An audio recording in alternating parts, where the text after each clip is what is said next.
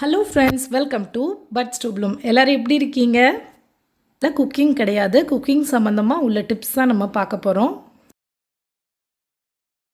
நம்ம ஃபஸ்ட்டு பார்க்க போகிற குறிப்பு பார்த்திங்கன்னா, நம்மளோட டீ தூள் டப்பாவில் வந்து நம்ம யூஸ் பண்ண ஏலக்காய் தூளுக்கு எடுத்துருப்போம். இல்லைனா நார்மலாக ஒரு 4 அல்லது 5 ஏலக்காவை நல்லா தட்டிட்டு அதை அப்படியே டீ தூள் டப்பாவில் போட்டு வச்சிங்கன்னா உங்களுக்கு டீ தூள் வந்து நீண்ட நாளைக்கு கெட்டு போகாது. நீங்கள் எப்போ டீ போட்டாலும் நல்ல வாசனையாக உங்களுக்கு ஏலக்காய் அப்பப்போ போட்டுட்ருக்க தேவையில்ல, நல்ல டேஸ்ட்டாகவும் இருக்கும்.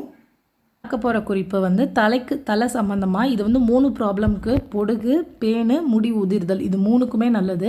வேப்பலை, கருவேப்பிலை 2யும் ஒரு பாத்திரத்தில் உருகி போட்டுக்கோங்க. நான் வந்து இதை சமைக்க யூஸ் பண்ணுற பாத்திரம் கிடையாது. வேப்பலை கசக்குங்கிறனால நான் ஒரு தேவையில்லாத வேஸ்ட்டு பாத்திரம் ஒன்றில் போட்டிருக்கேன். போட்டுட்டு இதில் தேவையான அளவு தண்ணி ஊற்றி நல்லா மூடி போட்டு கொதிக்க விட்டு ஆஃப் பண்ணிடுங்க. அந்த தண்ணியை தலைக்கு ஊற்றுங்க. பொடுகும் போகும், பேனும் போகும். வாரத்துக்கு 2 தடவை செய்யுங்க, நல்ல ரிசல்ட் கிடைக்கும். கட்டாயம் ட்ரை பண்ணுங்கள்.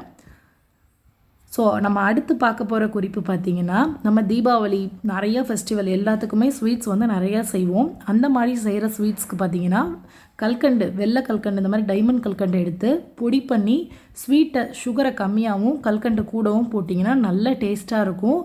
அதாவது உங்களுக்கு ஸ்வீட்டும் சீக்கிரம் கெட்டு போகாமல் இருக்கும். கல்கண்டோட தன்மை அந்த மாதிரி. டைம் செய்கிறப்ப கட்டாயம் இந்த மாதிரி ட்ரை பண்ணுங்கள், ஸ்வீட் டேஸ்ட்டாக வரும்.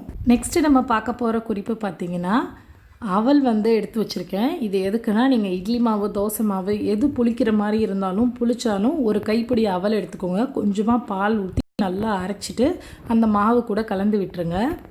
இந்த மாதிரி கலந்ததுக்கப்புறம் நீங்கள் தோசை ஊற்றுனீங்கன்னா நல்லா மொறுமொறுன்னு டேஸ்ட்டாக இருக்கும். அதுக்கடுத்து பார்க்க போகிற குறிப்பு, நம்ம பருப்பு வகையெல்லாம் யூஸ் பண்ணுவோம் இல்லையா, அதில் வந்து பிரிஞ்சி இலை, காஞ்ச மிளகா, பெருங்காயம், இதில் எது வேணாலும் நீங்கள் சேர்த்துக்கலாம். கல்லுப்பு கூட சேர்த்துக்கலாம்.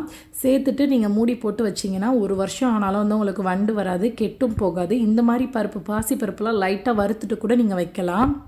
வைக்கிறனால உங்களுக்கு பருப்பு வந்து வருஷக்கணக்கில் கெட்டு போகாது. ட்ரை பண்ணி பாருங்கள், ரொம்ப யூஸ்ஃபுல்லான குறிப்பு. கடையில் ஊறுகாய் வாங்கினா நமக்கு வருஷக்கணக்கில் இருக்கும். பட் வீட்டில் செய்கிற ஊறுகாய் ஒரு 3 மந்த்ஸ்க்குள்ளே பூஞ்சை வந்த மாதிரி கெட்டு போயிடும். இது மாதிரி இருக்கிறதுக்கு நீங்கள் எந்த ஊறுகாய் செஞ்சாலும் அதில் வந்து வினிகர் ஒரு 2 டேபிள் ஸ்பூன் அளவு வினிகர் கலந்துக்கோங்க. கலந்துட்டு நல்லா மிக்ஸ் பண்ணி விட்டுருங்க. ஊறுகாய் செய்கிறப்பே அதே மாதிரி செஞ்சுக்கோங்க. அதே போல் ஊறுகாய் வறண்டு போனாலும் கொஞ்சோண்டு வினிகர் ஊற்றி மிக்ஸ் பண்ணி விட்ருங்க. கூடுமான வரைக்கும் உட்டன் ஸ்பூன் வச்சு யூஸ் பண்ணுங்கள். அதே மாதிரி உங்களுக்கு நீண்ட நாளைக்கு கெட்டு போகாது. வினிகர் சேர்க்குறனால நமக்கு சாப்பாடுக்கு யூஸ் பண்ணுற வினிகரே இதுக்கும் யூஸ் பண்ணிக்கலாம்.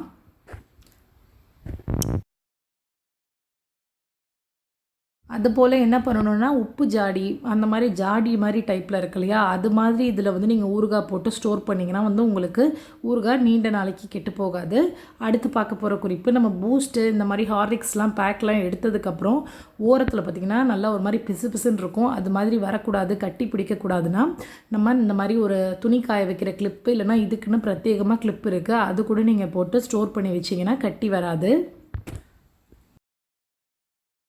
அதுக்கப்புறம் பார்க்க போகிற குறிப்பு, நம்ம ஃபெஸ்டிவலுக்கெலாம் நிறைய பொரி வாங்கியிருப்போம். இந்த பொரி வந்து சில நேரம் பதத்து போன மாதிரி ஆயிரும், சில நேரம் பார்த்திங்கன்னா ஒரு மாதிரி சாஃப்டாக அப்படியே அமுங்கின மாதிரி ஆயிரும். இதுக்கு என்ன பண்ணணும்னா, லைட்டாக வெறும் வானலில் பொரியை நல்லா வறுத்திங்கன்னா உங்களுக்கு திருப்பி அதே கிறிஸ்பினஸ் கிடச்சிரும்.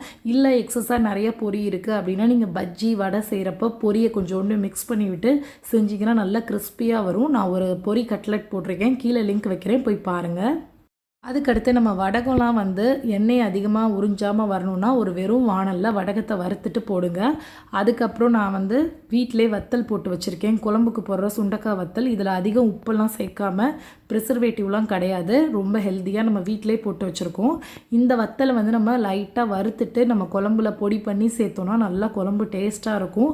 அதிகமாக உங்களுக்கு உப்பும் இருக்காது. இந்த டிப்ஸ்லாம் கட்டாயம் ட்ரை பண்ணி பாருங்கள்.